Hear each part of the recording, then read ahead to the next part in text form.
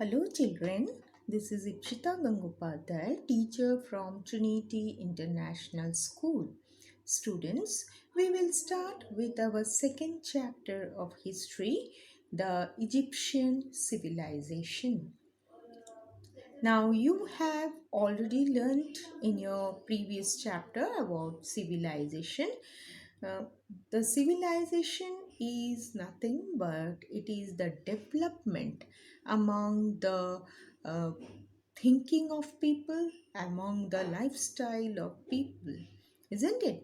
So, civilization is nothing but development among the people and its surrounding. So today we will learn about the Egyptian civilization.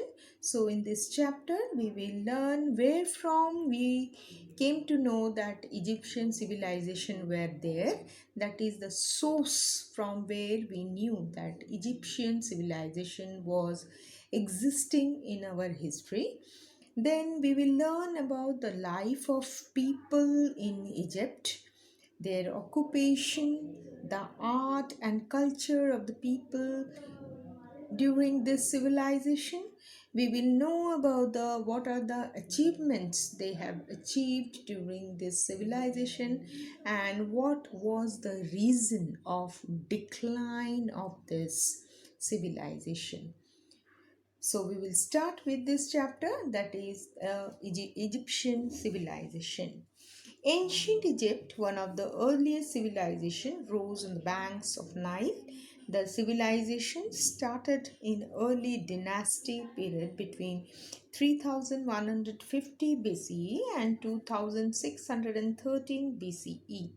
By this date, the only other people in the world to have a literate urban civilization were in Sumerians in Mesopotamia. Ancient Egypt was the period of the Old Kingdom, the time when Egypt was a united land ruled by king or a pharaoh.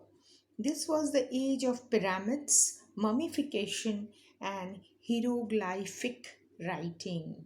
So, you in this paragraph you have been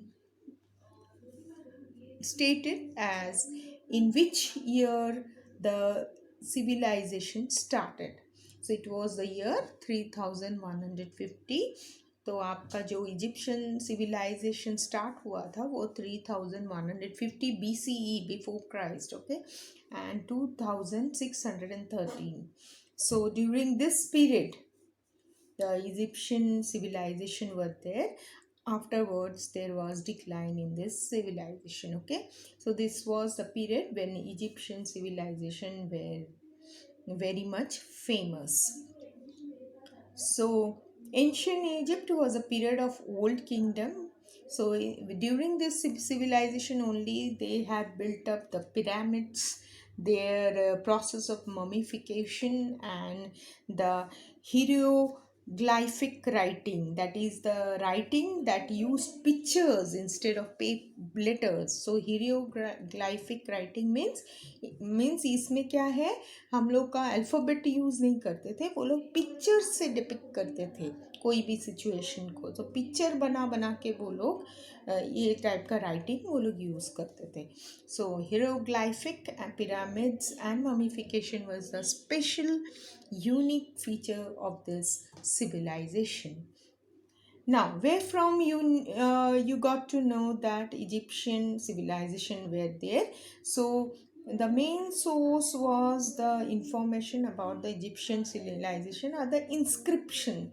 So you can get that Egyptian civilization was there by the inscription that the historians must have found in the caves, in certain other historical things, isn't it? Official documents are also there and archaeological remains are there that shows that Egyptian civilization existed. Most of the information recovered pertain to the upper class society. The Royal Canon of Turin, written around 1250 BCE, is believed to have been documented during the reign of Ramesses II and throws light on rulers and period of their reign. Manetho, an Egyptian priest, penned down the history of Egypt, that is the Egyptiaca, around 3rd century BCE, and the surviving bits of this document serve as a valuable material. तो ये paragraph से आपको क्या पता चलता है कि source क्या है, मतलब कहाँ से हमको पता चला कि इजिप्शियन सिविलाइजेशन था। ठीक है, तो ये कहाँ से पता चला कि हमको हिस्ट्री के जो हिस्टोरियंस थे उन्होंने सब कुछ खोजबीन किया था, उन्होंने सब खोज किया था, और खोज करने के बाद उन्हें बहुत सारे ऐसे डॉक्यूमेंट्स मिले थे, ऐसे चीज़ें मिले थे जिससे कि उनको पता चला कि अच्छा इजिप्शियन सिविलाइजेशन भी उस ज़माने में था। क्योंकि आपको मालूम है मम्मी वगैरह का भी उनको मिला था, है ना, ज़मीन के नीचे से। when they did the excavation, that time they found the mummies, they found the pyramids, so these were the proof that the Egyptian civilization was there. तो उन्होंने मम्मी वगैरह को निकाला था, और वो मम्मी वगैरह में उनको सब डेट्स वगैरह मिला था, क्योंकि वो खोदे जाते थे, है ना, पत्थर के ऊपर खोदे जाते थे, तो that was permanent. So that is why they could have seen, उन्होंने देखा होगा कि अरे ये तो ये ज़माने का था। और फिर उन्होंने बहुत सारे स्टडीज़ किए, किन्होंने, हिस्टोरियंस ने, उन्होंने बहुत अच्छी तरह से साइंटिस्ट लोगों ने स्टडी किया, और उसके बाद उन्होंने कहा कि हाँ Egyptian civilisation was there. Then one of the priest, एक प्रीस्ट थे, एक पुरोहित थे, उनका नाम था मनेथो। देखिए आपका नाम यहाँ पे लिखा हुआ है मनेथो। तो मनेथो एक प्रीस्ट थे जिन्होंने एक बुक में, इजिप्टिया का ये वाला एक बुक था, उसमें उन्होंने हर एक चीज़ें, हर एक जो भी इवेंट्स थे उसके बारे में उन्होंने इसमें लिखा था। तो ये भी एक प्रूफ हो गया कि Egyptian civilisation was there. Now next one is location and origin. So Egyptian civilization usually flourished along the banks of river Nile in the modern day Egypt.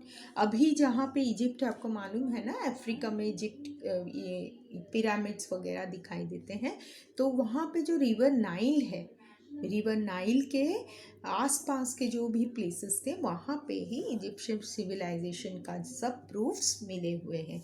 So the flood waters of Nile brought rich alluvial soil and deposited it on the valley floor. This allowed a very dense population to grow. Agriculture flourished by around 3500 BCE. Agriculture had reshaped the social and physical geography of Nile Valley. The river was now flanked by numerous farming villages. These villages were ruled by powerful chiefdoms.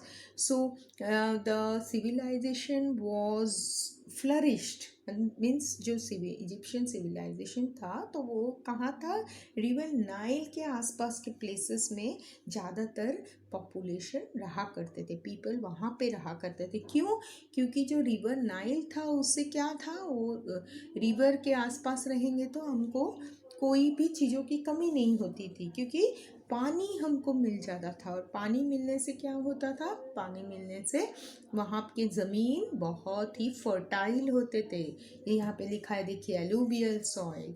So alluvial soil was best for what, farming. तो इसीलिए वो लोग, जो भी वहाँ के लोग थे वो नाइल रिवर के आसपास रहते थे, ताकि उनको खेती बाड़ी करने में कोई प्रॉब्लम ना हो। और खेती बाड़ी जब वो अच्छी तरह से करते थे तो उनको खाने पीने की भी कमी नहीं थी, और खाने पीने की कमी नहीं रहेगी तो लोग बहुत ही खुश रहते थे। इसीलिए नाइल वैली के आसपास ही लोग ज़्यादातर रहते थे। और वहाँ के विलेजों को कौन रूल करता था, पावरफुल चीफ डम्स, कोई राजा थे, वो इसे इन प्लेसेस में रूल करते थे। Now The valley of River Nile was the only strip of fertile and whereas rest of the country was a desert of sand and stone. Desert and mountains acted as natural barriers to the Nile Valley. Thus, the Egyptian enjoyed many years of peace and security. तो आपको पता है कि Africa में पानी की कमी है ना? तो अफ्रीका में बहुत सारी जगह पे डेजर्ट वगैरह है, लेकिन जो रिवर नाइल के जगह का जो प्लेस था वहाँ पे क्या था, वहाँ पे पानी था, इसीलिए लोग वहीं पे रहना पसंद करते थे और इसीलिए वहाँ के लोग बहुत ही रिच थे because they use to farming was done over here, so there was no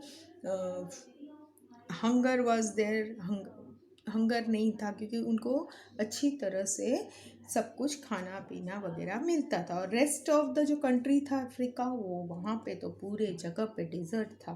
तो इसीलिए जो लोग रिवर नाइल के आसपास रहते थे, they were enjoying many years of peace and security. और जो डेजर्ट और जो माउंटेन्स थे वो क्या करते थे, रिवर नाइल को पूरे जगह से घेर के थे, इसीलिए कोई भी एनिमीज भी आने का डर कम था, इसीलिए वो लोग आराम से रहते थे।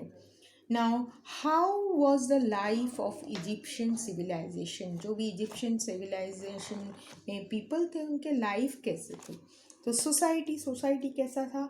The society, the Egyptian believe that pharaohs were the descendants of gods, so beside being the rulers, they were also considered as god representative on earth. Society was divided into three classes. So these pharaohs were considered to be the most powerful people.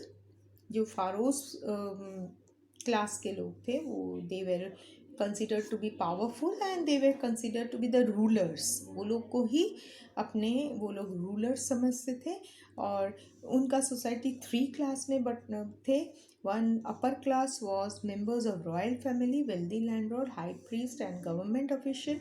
Middle class consist of merchants, crafts and lower clergy. So upper class में कौन लोग थे? Upper class में सब जो rich people थे। Rich people means your royal family, राजा का फैमिली। फिर जो पैसे वाले ज़मींदार थे, जो राज पुरोहित थे और जो गवर्नमेंट में काम करते थे, वो लोग अपर क्लास में कंसिडर करते थे। और जो मिडिल क्लास वाले थे, मिडिल क्लास वाले में कौन कौन थे? मर्चेंट्स थे, क्राफ्ट्समैन थे और लो क्लर्जी मीन्स गवर्नमेंट ऑफिस में जो थोड़े से लोअर क्लार्क के जॉब में करते थे, उनको वो मिडिल क्लास फैमिली कंसिडर करते थे। और लोअर क्लास में कौन कौन था? लोअर क्लास में था farmers, unskilled workers means unskilled मतलब जिनको कोई भी काम अच्छी तरीके से नहीं आता, और स्लेव्स मीन्स जो काम वाले लोग रहते थे, स्लेव्स लोग रहते थे, उन्हें वो लोग लोअर क्लास में कंसिडर करते थे। Most of whom were the prisoners of war. तो स्लेव्स मतलब जो उनके अंडर में काम करते थे। तो ये जो स्लेव्स थे, ये स्लेव्स उनके कंट्री के नहीं होते थे। ये क्या करते थे, ये इनको वो दूसरे कंट्री से पकड़ कर आते थे और वहाँ के लोगों को यहाँ बंदी बना के रख देते थे। तो बंदी बनाने वाले लोगों को उन लोग क्या करते थे, पूरा काम उनसे ही करवाते थे। पीपल इन डेप्थ were also reduce to slavery. जो पीपल जो लोग जिनके पास पैसे नहीं होते थे और जिन्होंने लोन लेकर वापस नहीं किया था, ऐसे लोगों को भी वो लोग अपना स्लेव बना लेते थे। ठीक है, तो ये था उनका लाइफस्टाइल। तो तीन क्लास में इनके लोग बटे हुए थे। एक था रिच क्लास, अपर क्लास में सब रिच पीपल लोग थे। मिडिल क्लास में those who were working were considered to be middle class, and the lower class were the people like farmers को भी lower class में consider करते थे। और those who were not working and those who were the slaves who were who were the prisoners from other country. Now, the pharaohs जिनको वो God समझते थे वो क्या करते थे? They were responsible for making laws and maintaining order. Then the vizier was the pharaoh's chief advisor. It was his duty to oversee to the administration, and official documents had to have his seal of approval. वजीर इसको क्या बोलते हैं? वजीर. Okay, so pharaoh कौन थे? Those who were making laws and maintaining order. फिर ये फ़रो क्या करते थे? फ़रो वज़ीर के पास वो जो भी उनके रूल्स थे वो लेकर आते थे और वज़ीर उसमें साइन करता था and then it was considered to be a rule, okay, official document.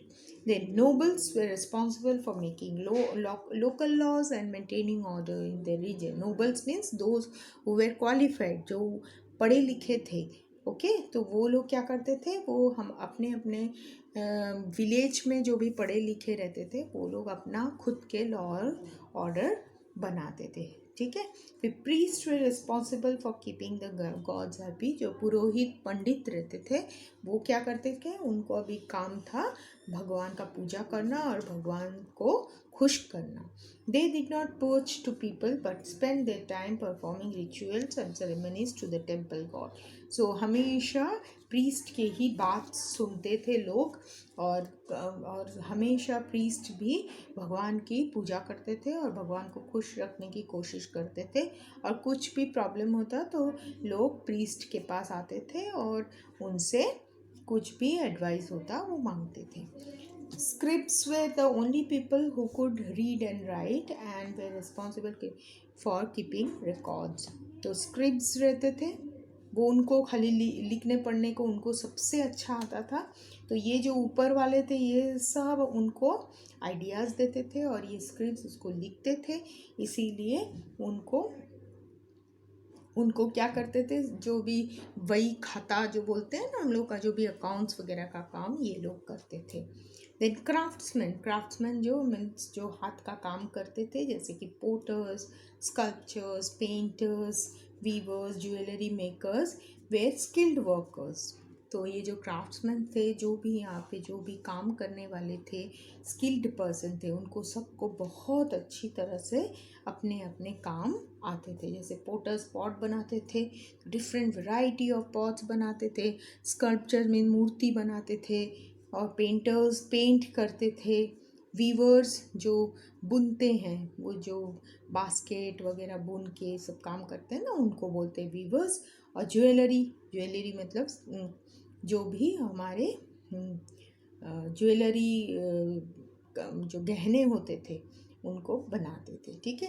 तो ये लोग अपने अपने काम में बहुत ही स्किल्ड थे मतलब उनको बहुत अच्छा काम आता था. Then farmers worked on the fields of the pharaoh and nobles and were given housing, food and clothes and return. Slaves were usually prisoners captured during war. So farmers क्या करते थे? फार्मर्स ये जो नोबल्स वगैरह furrows इनके तो ज़मीन जायदाद थे उसमें वो लोग काम करते थे और वहाँ पे काम करने के बाद वहाँ का वो लोग जो भी प्रोड्यूस होता था वो उनको राजा को ही देना पड़ता था. और इसके बदले राजा क्या करते थे? फ़रो और वज़ीर वो क्या करते थे? उनको खाना देते थे, कपड़ा देते थे और रहने के लिए घर देते थे. ठीक है. और स्लेव्स मैंने आपको पहले ही बताया था. स्लेव्स कौन थे? जो काम करते थे जिनको कोई भी पैसा भी नहीं मिलता था. ये लोग दूसरे देश से पकड़कर लाते थे इनको और अपना स्लेव बना देते थे. ठीक है. Slaves could be found in the household of pharaoh and nobles working in mines and quarries and also in temple. तो स्लेव से हर एक काम कराते थे मतलब कोई भी घर का काम हो कोई भी काम जिसको काम के लिए लोग चाहिए रहता था तो वो स्लेव को रख लेते थे ताकि उनको पैसा भी ना देना पड़े और काम भी मिल जाए. ठीक है. तो दिस वाज द सोसाइटी. तो इसी तरह से सोसाइटी डिवाइड था. और family. Now family, how was the one family? The father was the head of the family family consisted of husband wife and children. तो उस ज़माने में जॉइंट फैमिली होता था, तो सबसे बड़ा जो होता था वो फादर होते थे। फादर के जाने के बाद उनका बेटा होता था बड़ा, ठीक है। तो सब एक साथ रहते थे। In the upper classes women rain the house hold and oversaw the work of servants. The men worked outside as scribes or priests. In lower class households, the women prepared. So in upper class जो थे, मतलब जो बड़े आदमी लोग थे, राजा वगैरह के, वो लोग क्या करते थे, जो मेन रहते थे वो बाहर का काम देखते थे, और वुमेन क्या करते थे, अपने जो भी सर्वेंट वगैरह है उसको लेकर अपने घर का काम संभालते थे। और उसके नीचे वाले जो क्लास के लोग थे वो खाना बनाते थे, बच्चों को संभालते थे, और कुछ सिलाई कढ़ाई का काम करते थे। और जो मेन थे उनके फैमिली के, वो क्या करते थे, वो फार्मर के जैसा काम करते थे, पोर्टर्स थे, पेंटर्स थे, हंटर्स थे। तो ये सब काम वो लोग करते थे, ठीक है। फिर आप देखिए, ये क्राफ्ट्स में इनका काम है स्कल्पचर्स का। Statue of queen Hatshepsut and bust of Nefertiti, खाली देखिए कितना सुंदर उन्होंने मूर्ति बनाया है। In ancient Egypt though men held the power, women rulers were not unheard of. Queen Hatshepsut was the longest female ruler. तो उस ज़माने में भी क्वीन रूल करती थी। तो ये क्वीन का जो स्कल्पचर है देखिए, ये इस क्वीन ने बहुत सालों तक इजिप्शियन सिविलाइजेशन को रूल किया था। She ruled over Egypt for 21 years. देखिए, ये क्वीन ने 21 ईयर्स तक उन्होंने संभाला था। Nefertiti, one of the most beautiful and powerful queens of Egypt, was born and died around this. Queen Cleopatra was the last ruler. So Cleopatra का नाम तो आपने सुना होगा पहले। सो देखिए कितने सारे क्वींस ने यहाँ पे रूल किया है इजिप्शियन कल्चर में, ठीक है। सो इजिप्शियन कल्चर में वुमेन का भी पावर था, बहुत सारी क्वींस ने इस ज़माने में भी रूल किया था। Okay, now dress, how was the dress of the people? Ancient Egyptian wore light coloured clothes made up of lining. Lining is made from flax plant which was grown along the Nile. So ये flux seed से बना हुआ एक clothes पहनते थे। उस ज़माने में cotton was also used for making clothes, but linen was most popular. Cotton तो बनता था कॉटन, लेकिन linen was most popular. Linen के क्लोथ्स ज़्यादा लोग प्रेफर करते थे, because it was more suitable in the heat. Because वो इजिप्ट जो कंट्री है वो बहुत हॉट है, इसीलिए लोगों को लिनन कपड़े में अच्छा महसूस होता था, इसलिए वो लिनन कपड़े ज़्यादा पहनते थे। Men wore a wrap around skirt that was tied the waist with a belt. Sometimes the material was wrapped around the legs as well. The length of skirt varied depending on fashion of time. Rich Egyptian men also wear jewelries as they could afford and decorate their clothes. They also wear headdresses for special occasion. Egyptian women wore full-length straight dresses with one or two shoulder straps. Women who also decorated their clothes and wore jewelry and headdresses. So जो main रहते थे Egyptian civilisation में, वो भी एक long skirt की तरह एक ड्रेस पहनते थे, और उनको एक बेल्ट होता था, ठीक है। और हेड गियर, मतलब जो सर पे जो बांधते हैं ना, वैसे टाइप का हेड गियर भी वो पहनते थे। और उनके हर ज्वेलरी में देखिए ऐसे टाइप का सब रिंग्स वगैरह, हार, हाथ में सब ज्वेलरी उनका ऐसे होता था। वुमेन्स भी वैसे उसी तरह के ड्रेस पहनते थे, और वन और टू शोल्डर स्ट्रैप्स रहते। तो शोल्डर मतलब वो ब्लाउज़ के ऊपर ऐसे कुछ उनका ज्वेलरी से डेकोरेट किया रहता था, और वो अपना ज्वेलरी भी पहनते थे, ठीक है। The sandals worn by poor were made up of woven papyrus or palm, while those worn by rich was made up of leather. So जो rich पीपल थे वो जो जूते पहनते थे, जो सैंडल्स पहनते थे, वो लेदर के बने हुए होते थे। और पुअर पीपल लेदर अफोर्ड नहीं कर पाते थे, बहुत कॉस्टली रहता था लेदर, इसीलिए वो पाम ट्री के जो भी फाइबर्स रहते थे उससे बनाया हुआ जूता पहनते थे। The Egyptian lined their eyes with kohl to protect their eyes from the harsh rays of sun and the sand dust. तो जो इजिप्शियन होते थे यूजुअली वो आँखों में एक कोल प्रोटेक्शन लेते थे। KOHL, कोल मीन्स एक काला काला चीज़ें वो लगा कर रखते थे। क्यों लगा कर रखते थे? ताकि क्योंकि वो बहुत वहाँ पे बहुत ज़्यादा गर्मी थी, इसीलिए उनको आइज़ को प्रोटेक्ट करने के लिए उसी तरह का चीज़ें लगाते थे। ठीक है। Most Egyptian seem to have worn some from jewellery like armlets, rings, bracelet and necklaces. People of means were jewelry made up of gold, silver and electrum. So people used to wear this type of jewelry. सब jewellery पहनते थे। जो rich people थे वो कभी कभी gold silver के भी पहनते थे। और इलेक्ट्रम एक ऐसा मेटल है जो गोल्ड के जैसा ही दिखता है। ठीक है। तो उस मेटल का भी वो ज्वेलरी बनाकर पहनते थे।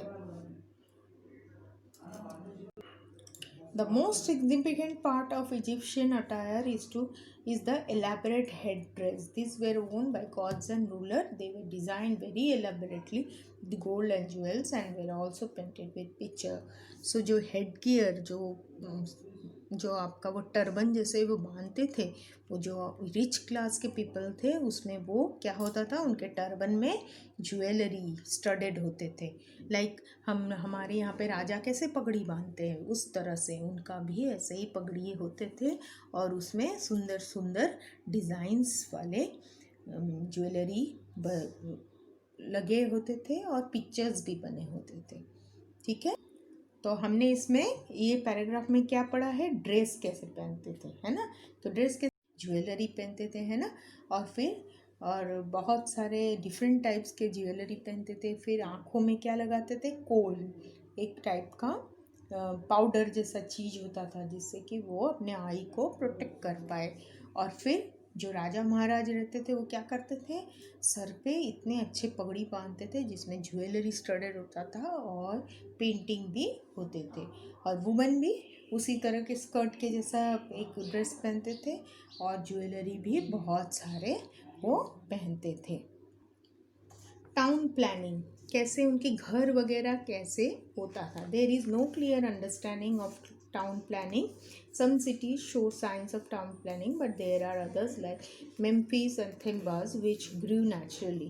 If the cities were planned, they were done so based on proximity to Nile River and at places which were located higher than the level of which the river flooded. The burial grounds were located away from the city. सो उनका जो town planning था, उनका जो घर कैसे होते थे, ये सब का उनको प्रूफ अभी तक ठीक तरह से नहीं मिला है, इसीलिए उन्होंने यहाँ पे कुछ भी मेंशन नहीं किया। सिर्फ इतना पता चला है कि द ब्यूरियल ग्राउंड, जब लोगों का डेथ हो जाता था तो उनको जो ब्यूरी करते थे, मतलब जब उनको दफनाते थे ग्राउंड में, तो ये जो दफनाने का जो प्लेस था वो सिटी से बहुत दूर था। ये इतना उनको पता चला था।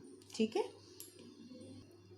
हिस्टोरियंस जो है उनको इतना ही पता चला था कि सिटीज़ में घर होते थे, लेकिन घर कैसे होते थे उन्होंने वो डिटेल उनको पता नहीं चला। सिर्फ इतना पता चला कि जब दफनाते थे डेड बॉडीज़ को तो वो दफन का जो जगह था वो सिटी से बहुत दूर था।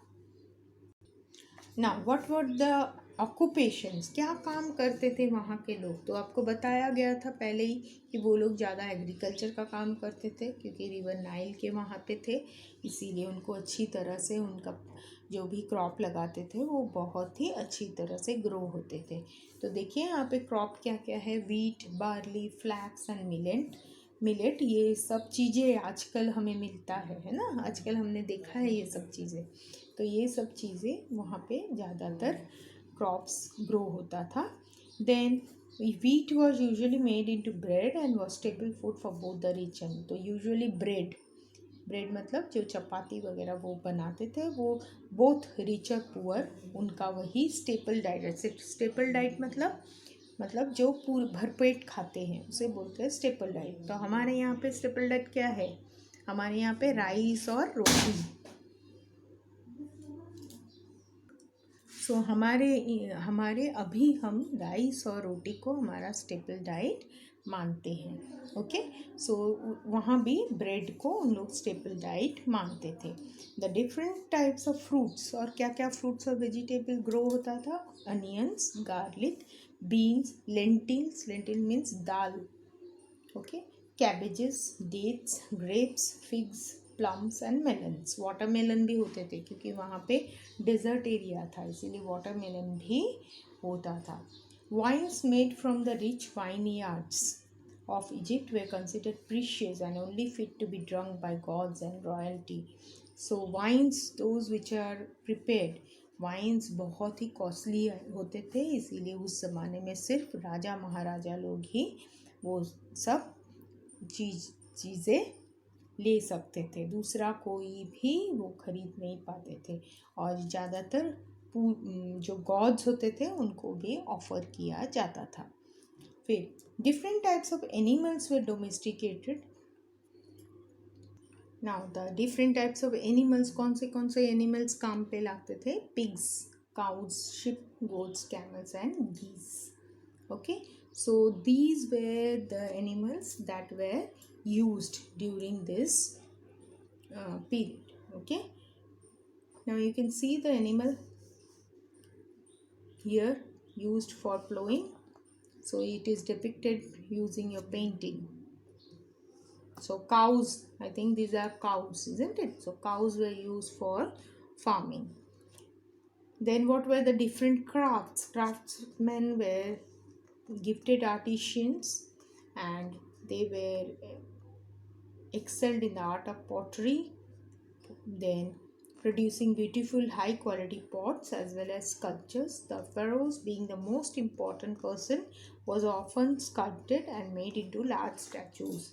सो जो राजा महाराजे होते थे वो बहुत ही रिच होते थे और ये उनको ज़रूरी होता था कि उनका कोई भी राजा हो या कोई भी रानी हो तो उनका वो स्टैचू या स्कल्पचर बनाना ज़रूरी था। Builders accounted for all hallmark building of this civilization, the pyramids। They included revelers, bricklayers, wood carvers and mixtures।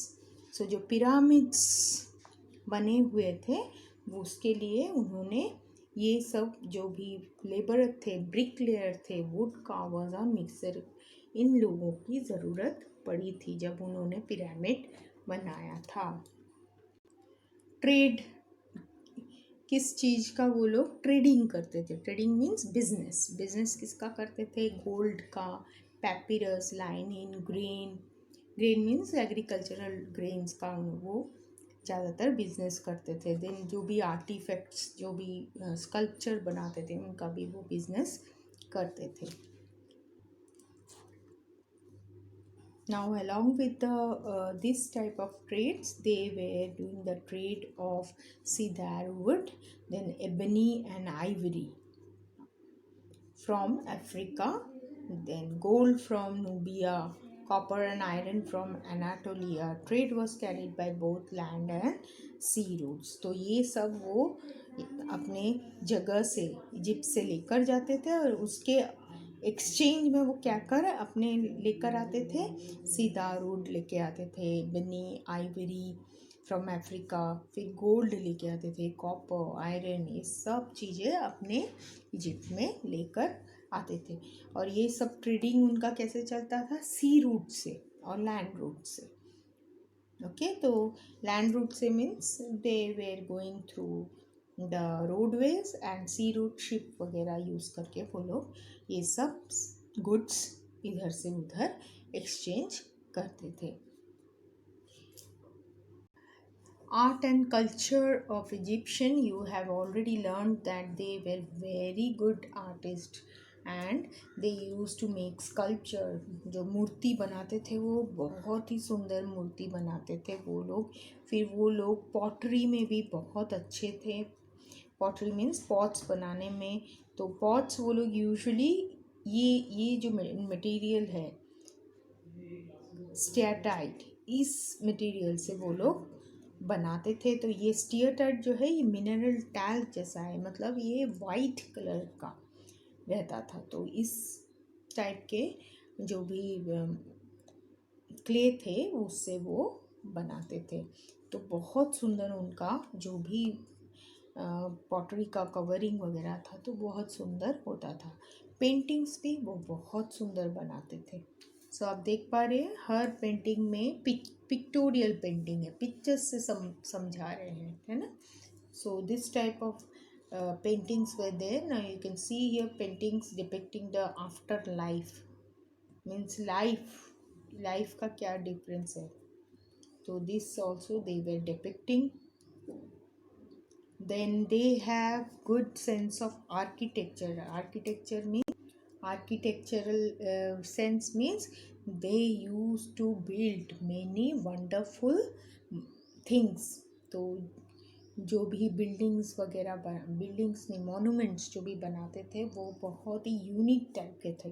तो अभी भी हम लोग का वंडर्स कौन सा है, pyramids. Pyramid is a wonder of world, क्योंकि पिरामिड जैसे कहीं भी पूरे वर्ल्ड में कुछ नहीं मिलता है.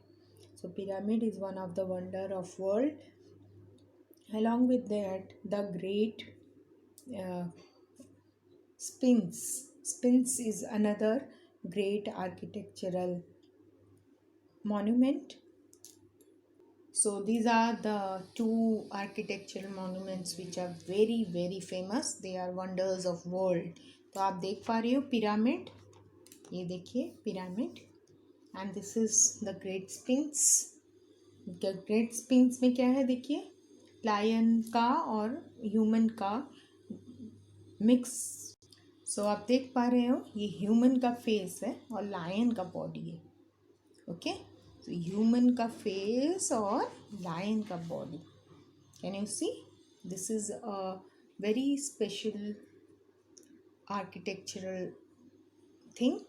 सो this is called the great sphinx. ये दोनों किधर भी नहीं मिलता है, हम लोग इसे इजिप्ट में ही देख पाएंगे. और ये अभी भी है, आप जाके देख सकते हो अफ्रीका में.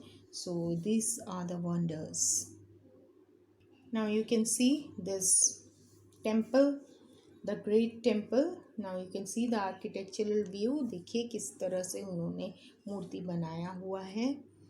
तो ये भी एक बहुत ही यूनिक टाइप का आर्किटेक्चरल थिंग है. Then religion, what type of religion they used to follow is the Egyptian worshipped many gods and goddesses. Their names, personalities and appearance have survived in the artwork. So you can see in their artwork, उनके जो भी artwork थे, जो भी painting थे, उसमें उनके God's के जो भी तस्वीर था वो दिखाई देता है. यूजुअली वो सन गॉड को बहुत मानते थे. Okay, Ra, the sun god, was considered to be the chief of god. The Egyptian believed that all forms of life were created by Ra. So वो सन गॉड को रा बोलते थे और वो सोचते थे कि सन गॉड ने ही सबको बनाया है. Osiris was the god of underworld and the judge of dead. तो sun god is the god for living people and Osiris was the god for dead people. So he is usually depicted as mummy-shaped human. Anubis, the jackal-head god, was the patron god of embalmers. He was also a guardian of dead and guide through the afterlife. Neith was the mother of the sun god Ra and goddess of hunting and warfare. So you can see so many gods they used to worship. कितने सारे God है. सबसे पहले तो sun god रा. Then they used to worship Osiris, who was the god of dead. Then Anubis god. Then the Nith, the mother of sun god. Then Sekhmet. Sekhmet was the god of destruction, war and misfortune. So हम भी बहुत सारे gods को मानते हैं, है ना? वैसे इनके भी बहुत सारे gods थे. Then Horus, the falcon-headed sky god, was the son of Osiris and Isis, and embodiment of divine kingship. Rulers of Egypt were considered to be earthly representation of Horus. Thoth, a moon god, was the god of wisdom, makers of law. He was also a guide and helper to the spirit of dead people through the underworld.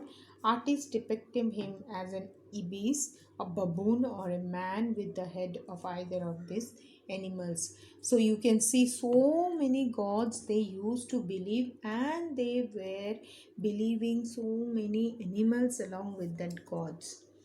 तो God के साथ animal का भी वो लोग बहुत ही worship करते थे. तो आपने ये जो स्पिंस का जो ग्रेट स्पिंस का जो देखा है, इसमें देखा है आपने ह्यूमन और लायन का कॉम्बिनेशन दिया हुआ है. उसी तरह से मैन और मंकी का भी कॉम्बिनेशन है. देखिए यहाँ पे लिखा है बबून और a man with the head of either of this animals, ibis. Okay, so इस तरह के डिफरेंट गॉड्स का वो वर्शिप करते थे. उसका उनका स्पेशल था the after life was every important aspect of the ancient. They preserved the body of death by embalming it with various chemicals and wrapping it in linen. Process of preparing the dead bodies is known as mummification. Preserved bodies were known as mummies. So जब भी कोई person का death हो जाता था, कोई भी आदमी या कोई पर्सन का डेथ होता था, उस टाइम भी वो लोग वो डेड बॉडी को भी बहुत ही रेस्पेक्ट देते थे. वो क्या करते थे, उनमें कुछ क्रीम वगैरह लगाते थे, केमिकल्स वगैरह लगाते थे और उसको कपड़े से बांधते थे.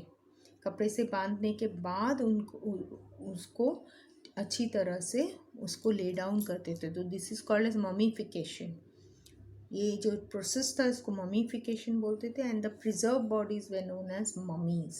सो जो भी प्रिजर्व मतलब ये जब वो केमिकल वगैरह लगा के उसको रख देते थे ना, तो सालों साल तक वो डेड बॉडी अच्छा रहता था. उसमें कोई भी गंदी स्मेल या कुछ उसका कुछ भी उसको तकलीफ़ नहीं होता था. वो डेड बॉडी वैसे के वैसे ही रहते थे. तो आप यदि गोवा वगैरह में गए होंगे तो वहाँ पे आपने चर्च में मम्मी एक दो रखा है, आप वहाँ जाकर देख सकते हैं.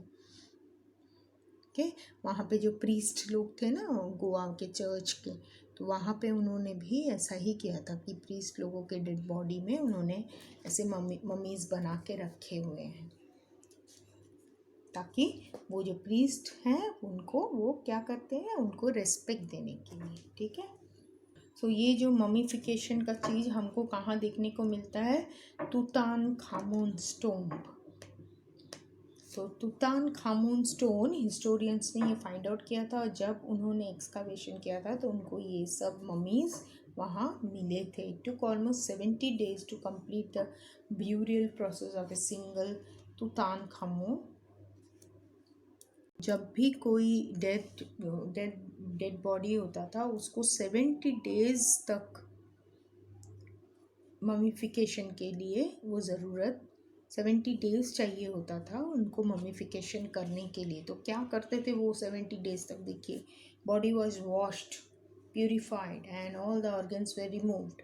सो बॉडी को पहले वो वॉश करते थे, फिर उसको भगवान के सामने उसका शुद्धिकरण करते थे. उसके बाद उसके अंदर के जो ऑर्गन्स थे, जो भी हार्ट किडनी सबको निकाल देते थे. और देखिए निकाल के इसके ऐसे टाइप इसमें रखते थे, ऐसे टाइप के जार में. Okay, then the body was covered in different salts and after embalming oil so that the substance would eventually absorb all the moisture out of the body after many days. फिर जो body होता था उसको वो salt वगैरह डालते थे और फिर क्रीम जो भी ऑयल है केमिकल है वो डाल के उसको अच्छी तरह से रख देते थे थोड़े दिन तक. सो दैट वो बॉडी उसको अब्जॉर्ब कर ले।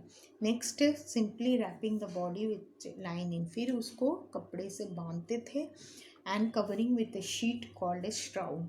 Finally, the mummy was placed within a stone coffin known as the sarcophagus. उसके बाद वो मम्मी को बना के वो कॉफिन में उसको रखते थे, तो वो कॉफिन को क्या बोलते थे? सार्कोफेगस। स्टोन कॉफिन रहता था, आपने देखा है ना, डेड बॉडी को कॉफिन में रखते हैं वो डब्बे में, तो इनका कैसा रहता था? स्टोन कॉफिन में रखते थे ये लोग। Okay, then Tutankhamun was buried in this coffin more than 3000 years ago, and with his gold amulet, solid gold death mask, bracelets, and other jewelry, and that the queen likely owned in life. तो जो तुतान खोम की बात कर रहे थे, तुतान खामून एक राजा थे। Okay, तो ये राजा जो थे इनको भी ऐसे ही ममीफिकेशन किया गया था इनके बॉडी को। और जब ये 3000 ईयर्स के बाद जब उनका बॉडी मिला था तो उनके बॉडी में क्या क्या थे देखिए, गोल्ड आमलेट था, फिर गोल्ड डेथ मास्क, ब्रेसलेट्स, मतलब सब ज्वेलरी थे उसके बॉडी में। The objects with in the टूम, the glided wooden shrines and sarcophagus signifies the importance of ancient Egyptian placed in afterlife. तो ये सब देख के आपको पता चलता है कि डेथ होने के बाद भी ये लोग अपने लोगों को बहुत ही रेस्पेक्ट से रखते थे। Now, after your Egyptian civilization, what was the different things we use nowadays? So, paper was discovered that time. So, it was called as papyrus, from the plant papyrus. Some rolls of papyrus were discovered. This papyrus roll illustrates all dimensions of ancient Egyptian life. So जो paper वो use करते थे पैपिरस से बनाया हुआ, वो हम लोग आजकल उसको पेपर दूसरे चीज़ों से बनाते हैं, वुड से ही बनाते हैं, लेकिन ये जो आइडिया था वो हमें उनसे ही मिला है। Egyptian use ink made up of gum, soot and water. ये देखिए वो इंक भी यूज़ करते थे। सो ये सब जो आइडियाज़ है पेपर का, इंक का, तो हमें ये इजिप्शियन सिविलाइजेशन से ही मिला था। उसके बाद उनका जो राइटिंग, पिक्चर डिपिक्ट करके जो राइटिंग था, तो देखिए पिक्चर डिपिक्ट करके जो राइटिंग था, राइटिंग और हीरोग्लाइफिक्स, वो आज भी हम यूज़ करते हैं ना। छोटे बच्चे की जब पढ़ाई करते हैं उस टाइम पे हम लोग पिक्चर्स डाल के हम लोग उनको पढ़ाते हैं। तो देखिए ये भी हमें अब भी काम में आ रहा है। उन्होंने कैलेंडर का भी उस ज़माने में यूज़ किया था। The calendar had 12 months and it was a solar calendar. Each month had 30 days. So we also nowadays use a calendar which has 12 months.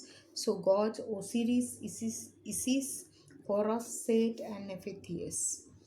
5 holy days. This took the total number of days in a year to 365. तो उन्होंने 12 months का calendar बनाया था। 12 each month was having 30 days and 5 more days in the name of these 5 gods. तो in all it is 365 days. So हमारा calendar भी 365 days का होता है। Every month has alternate 30 days and 31 days. But यहाँ पे क्या था, हर एक मंथ 30 days का था, लेकिन 5 तो दिन एक्स्ट्रा थे। वो 5 क्या थे? होली डेज, मतलब भगवान के नाम से थे। तो इसीलिए टोटल कितना डेज हो गया? 365। तो हमारा कैलेंडर भी 365 डेज का है। तो देखिए हम क्या क्या उनसे सीख सके। हम उनसे एक तो पेपर और इंक का यूज़ सीख पाए, फिर हम लोग पिक्चर फोटोग्राफ का भी ये यूज़, फिर कैलेंडर का यूज़ भी हम कर पाए। देन मेडिसिन, सो मेडिसिन का भी वो बहुत अच्छा यूज़ जानते थे। तो वे लोग हार्ट और पल्स का जो कनेक्शन है वो भी उनको मालूम पड़ता था। इसका मतलब है जब भी हम डॉक्टर के पास जाते हैं, डॉक्टर क्या करता है, अपने स्टेथोस्कोप से हमारा हाथ देखता है, फिर हाथ से हमारे ये वाले ऐसे ऐसे करके देखते हैं ना, ऐसे। तो ये चीज़ भी वो देखते हैं। हमारा पल्स और पल्स रेट यहाँ पे हम दबा के देखते हैं, वो डॉक्टर देखते हैं, वो उसको बोलते हैं पल्स रेट, वो भी देखते हैं। तो ये ज़माने में ये सब भी देखा करते थे। It gives us information on surgical treatment carried out in Egypt.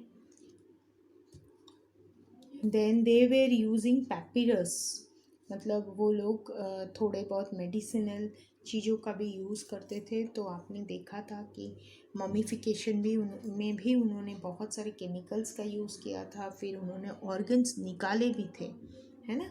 तो ये सबसे पता चलता है कि उनको सर्जरी में भी बहुत अच्छा उनका ध्यान था। This documents describe 48 cases of injuries, fractures, wound, dislocation and tumors. तो हिस्टोरियंस को बहुत सारे इन्फॉर्मेशन मिले हैं जिसमें 48 केसेस में उन्होंने देखा है कि उस ज़माने में भी लोगों को फ्रैक्चर होता था, सर्जरी होता था, तो वो सब भी ट्रीटमेंट करते थे। उसके बाद नेक्स्ट है astronomy. Astronomy means study of space, isn't it? So that time also people of Egypt used to do the astronomy part.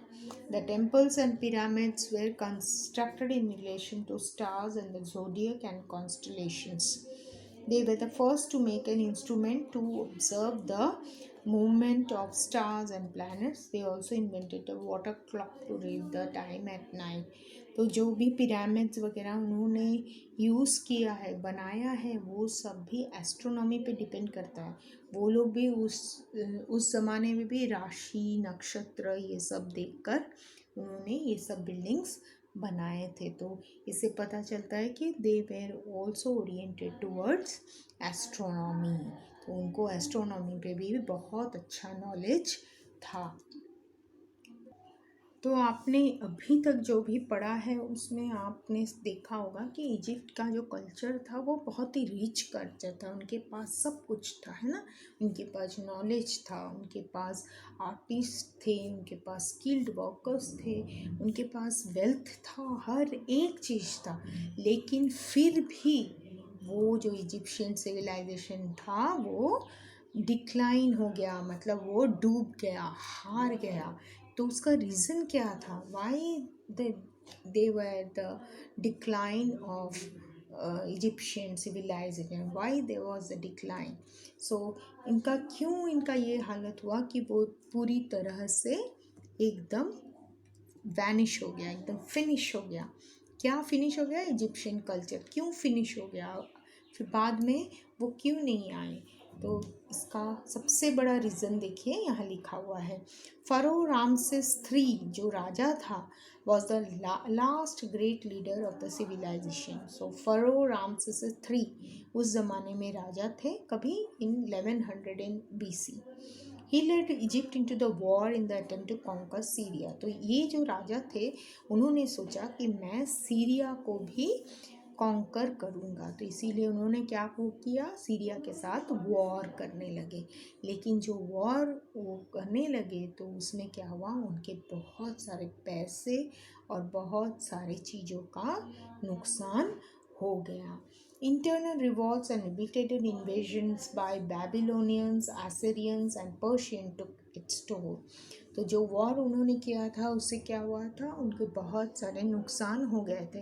पैसा के नुकसान हुआ था, लोग मर गए थे, फिर उनके जो भी खजाने थे वो भी लूट के लेके जा रहे थे। क्यों लूट के लेके जाते हैं? क्योंकि राजा वॉर में बिजी होता था, तो दूसरे कंट्री के जो भी राजा थे वो उस इजिप्ट में घुस आए थे।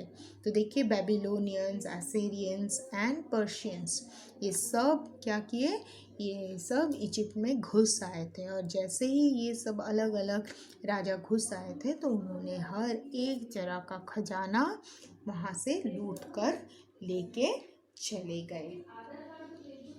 It was finally invaded by Alexander the Great in 332 BCE, which almost brought the empire to the end. तो लास्ट में अलेक्जेंडर राजा जो थे वो बहुत ही बड़े थे, तो वो उन्होंने इजिप्ट में एंट्री ले लिया। ठीक है, इजिप्ट में जैसे ही एंट्री लिया तो वो तो बहुत ही शक्तिशाली थे, तो उन्होंने क्या किया, इजिप्ट सिविलाइजेशन को एकदम उन्होंने अपने मुट्ठी में ले लिया। और Alexander was the founder of the city Alexandria. और अलेक्जेंडर ने इजिप्ट में अपना राज्य अपना वहाँ पे उन्होंने बोला कि मैं ये यहाँ का राजा बन जाऊँगा। During the rain of Ptolemy, thus this city became one of the greatest cultural centers. Ptolemy, the founder of the last dynasty of Egypt, was a general in Alexander's army. The Ptolemaic dynasty ruled over Egypt when the Roman Empire captured it. So Alexander Great has conquered Egypt. Alexander Great has conquered the Egypt. Then after the death of Alexander, Ptolemy, who was Alexander's general in his army, Alexander के जो soldier में जो general थे Ptolemy, Alexander के death के बाद उन्होंने ही उनका जो ये इजिप्ट में जो डिनास्टी था वो संभाला था। लेकिन उसके बाद क्या हुआ, रोमन लोगों ने आकर वहाँ पे कैप्चर कर लिया। So this was the reason for decline. तो सबसे मेन रीज़न क्या था, जो इजिप्ट के राजा थे उन्होंने दूसरे कंट्री को कब्जा करने के लिए गए और उन्होंने कब्जा करने से ज़्यादा वो सब में हार गए, लड़ाई में हार गए और उन्होंने अपना सब कुछ खो दिया, पैसा, खजाना, फिर सोल्जर, सब कुछ खो दिया। और इससे क्या हुआ, इससे हर एक तरह का दुश्मन वो इजिप्ट में घुस आए और उन्होंने सब कुछ लूट लिया। लास्ट में कौन आया, Alexander the great, he came and he conquered Egypt. तो अलेक्जेंडर ने भी जीत लिए इजिप्ट को, लेकिन और वहाँ पे वो राजा बन गए। लेकिन अलेक्जेंडर के डेथ के बाद टोलेमी, उनका जो सोल्जर थे, जनरल थे आर्मी के, वो बन गए लीडर। लेकिन थोड़े दिनों के बाद रोमन लोगों ने वहाँ पे अटैक किया और रोमन लोगों ने टोलेमी को हरा दिया और इससे क्या हो गया, वहाँ पे रोमन एम्पायर बन गया। तो this was the reason for decline of Egyptian civilisation. So you have learnt about everything that was there in the Egyptian civilization. आपने बहुत सारे डिटेल में पढ़े इजिप्शियन सिविलाइजेशन का, कि वो कहाँ से शुरू हुआ था, कहाँ था, क्या क्या उनके कल्चर थे, उनके लोग कैसे थे, उनके ऑक्यूपेशन कैसे थे, उनसे हमने क्या सीखा था। तो सब कुछ आपने पढ़ा और क्यों, क्या रीज़न था कि वो इतना अच्छा सिविलाइजेशन बिल्कुल भी नष्ट हो गया। तो all this things you have learned, so please go through the lesson, read कीजिए लेसन को अच्छी तरह से, so you will learn the question and given to you. So please go through the PDF, the answer key given to you, and try to give the answers for the questions whatever is given in your exercise. Thank you.